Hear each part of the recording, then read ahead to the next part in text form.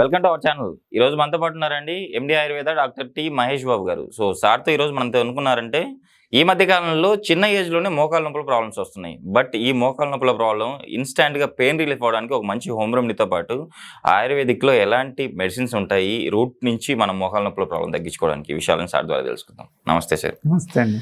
Sir, చిన్న ఏజ్లోనే మెట్లు ఎక్కడానికి కూడా చాలా భయపడుతున్నారు స్టెప్స్ ఎక్కాలంటే.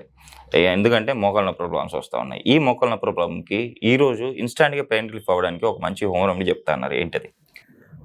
సో మోకాల నొప్పులు అనేవి మనల్ని చాలా డెఫినెట్గా బాగా డిస్టర్బ్ చేస్తాయి. మీరు అన్నట్టు మెట్లు ఎక్కడం ఒకటే కాకుండా ఇంట్లోంచి ఒక చోట నుంచి లేచి వేరే చోటుకి వెళ్ళడానికి కూడా చాలా ఇబ్బంది పడుతూ ఉంటారు. Okay sir. సో అలాంటప్పుడు యూజువల్గా ఏంటంటే అందరూ పెయిన్ కిల్లర్స్ అనేవి తీసుకుంటూ ఉంటారు. So but pain killers okay అప్పటికప్పుడు తీసుకుంటారు, చేస్తారు. బట్ కంటిన్యూగా ఆ పెయిన్ కిల్లర్స్ తీసుకోవడం వల్ల ఏంటంటే మనకి బాడీకి మంచిది కాదు. కాబట్టి సో ఏదైనా ఇప్పుడు చాలామంది కూడా ఏంటంటే స్ప్రేస్ అవి వాడుతున్నారు, ఇలా వాడుతున్నారు. సో అలాంటి దాని బదులు ఇప్పుడు నేను చెప్పబోయేది ఏంటంటే మనం జస్ట్ ఇంట్లో ఇమీడియట్గా ఇన్స్టెంట్గా రెడీ చేసుకుని మనం అప్లై చేసుకుంటే కనుక డెఫినెట్గా రిలీఫ్ అనేది ఫస్ట్ వస్తుంది. ఆ తర్వాత డాక్టర్ని కలిసి రీజన్ ఐడెంటిఫై చేసి దానికి తగ్గ ట్రీట్మెంట్ తీసుకుంటే కంప్లీట్ క్యూర్ అనేది ఉంటుంది అనమాట. సో ఇప్పుడు రెమెడీ విషయానికి వస్తే ఫస్ట్ ఏం చేస్తారంటే కోకోనట్ ఆయిల్ తీసుకోండి. సో ప్యూర్ మంచి కోకోనట్ ఆయిల్. ఓకే, అది గానుగ నుంచి ఆడించింది అయితే ఇంకా మంచిది. అది తీసుకుని కొంచెం కర్పూరం తీసుకోండి. ఓకే, అంటే ఎగ్జాక్ట్గా అంటే ఒక 10 గ్రాములు తీసుకోండి. బట్ మీరు ఎంత చేసుకుంటున్నారు అనే దాన్ని బట్టి తీసుకోండి, పక్కన పెట్టుకోండి. పెట్టుకున్న తర్వాత ఏం చేస్తారంటే అజ్వాయిన్ అంటారు కదా, అజ్వాయిన్ అందరికీ తెలుసు, అది వామ్. సో ఈ వామ్ని ఏం చేస్తారంటే ఒక చిన్న బౌల్లో వాటర్ తీసుకుని అజ్వాయిన్ వేసి మరగబెట్టండి.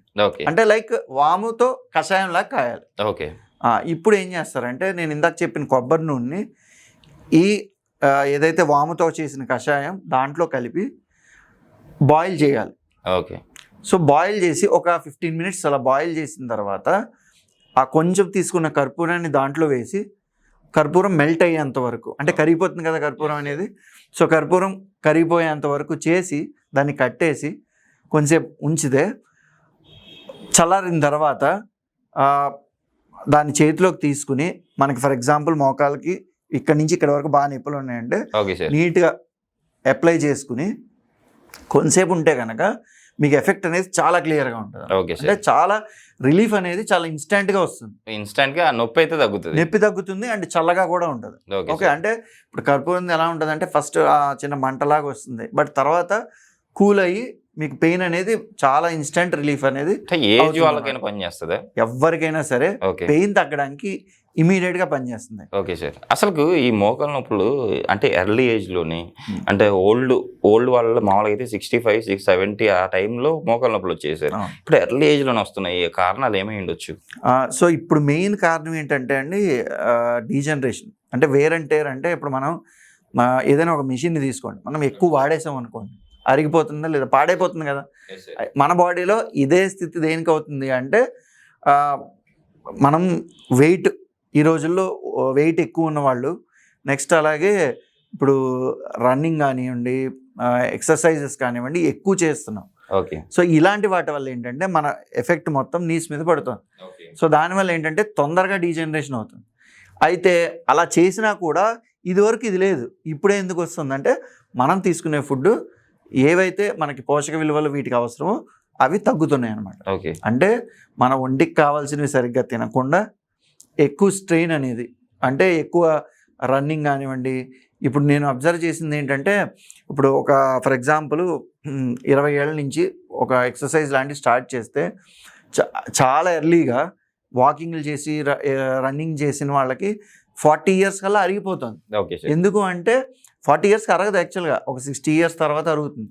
బట్ ఇక్కడ ఏమవుతుంది, తినే ఫుడ్లో ప్రాపర్ నరిష్మెంట్ అనేది లేకపోవడం వల్ల అండ్ ఇక్కడ ఆ గుజ్జు అనేది ఫుడ్ లేకపోవడం వల్ల ఒకటి మనం ఎక్కువ వాడడం వల్ల కూడా అరిగిపోతున్నాయి అనమాట. సో అండ్ యాక్చువల్గా చెప్పాలంటే ఈ మోకాల నొప్పుల్లో డిఫరెంట్ టైప్స్ ఉన్నాయండి. మనం తీసుకునే ఫుడ్ సరిగ్గా డైజెస్ట్ అవ్వక కొంచెం కొంచెం కొంచెం కనుక మిగులు ఉండిపోతుంది బాడీలో, దాన్ని ఆమా అంటారు. సో అలాగా దాన్ని టాక్సిన్స్గా ఫామ్ అవుతాయి అనమాట. సో దానివల్ల కూడా ఒక రకమైన మోకాలు నొప్పి వస్తుంది. ఇంకోటి మీకు తెలిసి ఉంటుంది ఏంటంటే యూరిక్ యాసిడ్ అనేది బాడీలో ఎక్కువ అయితే కూడా ఒక రకమైన మోకాలు నొప్పి వస్తుంది. ఇంకొకటి నేను ఇందాక చెప్పినట్టు అరిగిపోవడం వల్ల కూడా మోకాలు నొప్పి వస్తుంది. ఓకే సార్, ఇప్పుడు మీరు అన్నారు కదా ఈ టాక్సిన్స్ ఇవన్నీ బాడీలో మనకు కావాల్సిన ఏదైతే మినరల్స్ ప్రోటీన్స్ మనకు అందరికి పోవడం వల్లనే ఇలా అవుతుందని, అంటే మన బోన్కి కావాల్సింది ఏంటి అసలు స్ట్రాంగ్ ఉండడానికి, నొప్పులు రాకుండా ఉండడానికి? సో ఫస్ట్ అసలు బోన్ అనేది అందరికీ తెలిసి ఏంటంటే చాలా స్ట్రాంగెస్ట్ మెటీరియల్ బోన్ అనేది మన బాడీలో. సో దానికి కాల్షియం అనేది చాలా చాలా ఇంపార్టెంట్. Okay sir. అయితే మనకి ఏంటంటే కాల్షియం అనేది జనరల్గా మనకి ఫస్ట్ నుంచి బేసిక్గా తెలిసినవి ఏంటి, మిల్క్ ఒకటి, ఎగ్ ఒకటి. ఓకే. కానీ ఈ రోజుల్లో నేను చూస్తాను చాలామంది యంగ్ పిల్లలు ఎవరైతే ఉన్నారో వాళ్ళు అసలు మిల్కే తీసుకోరు, అసలు మిల్క్ అలవాట్లేదు.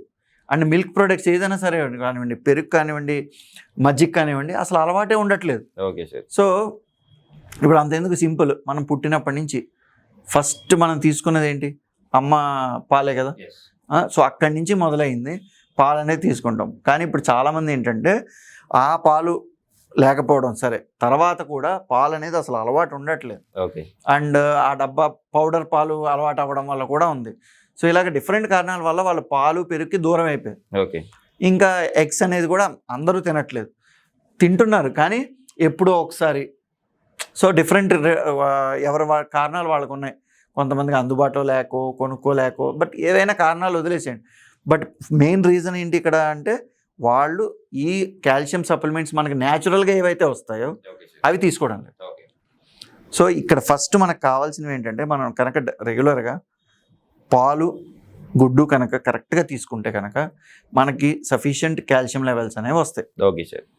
దానికి తోడు ఇంకా ఎక్స్ట్రాగా డెఫినెట్గా అది ఆడవాళ్ళల్లో కూడా చాలా ఎక్కువ అవసరం. అందుకే ఆడవాళ్ళకి ఈస్ట్రోజెన్ అని ఒకటి ఉంటుంది. ఆ ఈస్ట్రోజెన్ అనేది నార్మల్గా ఉంటే కనుక కాల్షియంని, ఇప్పుడు రెండు విషయాలండి, ఒకటి నేనేం చెప్పాను, కాల్షియం తీసుకోవడం చెప్పాను. ఇంకొకటి కాల్షియము బాడీలోకి వచ్చిన తర్వాత దాన్ని కరెక్ట్గా తీసుకెళ్ళి ఎముకల్లో డిపాజిట్ చేయాలి. Okay sir. సో అది కూడా చాలా ఇంపార్టెంట్. సో దానికి మన హార్మోన్స్ అనేవి హెల్ప్ అవుతాయి. సో మగవాళ్ళలో కానివ్వండి, ఆడవాళ్ళలో కానివ్వండి, హార్మోనల్ ప్రాబ్లమ్స్ ఉన్న వాళ్ళల్లో కాల్షియం అనేది సరిగ్గా ఒంటికి పట్టదు. ఓకే.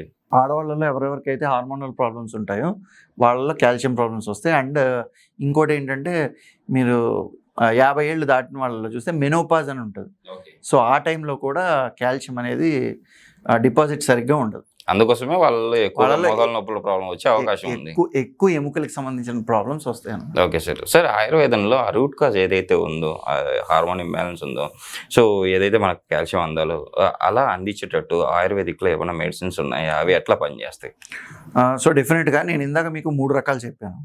ఒకటి అరుగుదల వల్ల వచ్చినది, ఇంకొకటి ఆమ అంటే మనం తిన్నది సరిగ్గా వంట పట్టక ఒంట్లో ఉండిపోయి విషంగా మారి వచ్చేది, అదే మీరు రొమటాయిడ్ ఆర్థరైటిస్ అంటారు. అలాగే యూరిక్ యాసిడ్ లెవెల్స్ పెరిగి వచ్చేది గౌటీ ఆర్థరైటిస్ అంటారు. ఇంకా అరిగిపోయిన దాని వల్ల వచ్చేది ఆస్టియో ఆర్థరైటిస్ అంటారు. సో వీటి మూడిటికి వేరువేరుగా ఆయుర్వేదిక్లో మెడిసిన్స్ అండ్ పంచకర్మ ట్రీట్మెంట్స్ అవైలబుల్గా ఉంది. ఓకే. సో డెఫినెట్గా మేము అది రూట్ కాజ్ని ఐడెంటిఫై చేసి దానికి మెడిసిన్స్ అనేవి ఇస్తాం. అవసరమైతే పంచకర్మ ట్రీట్మెంట్స్ చేస్తాం.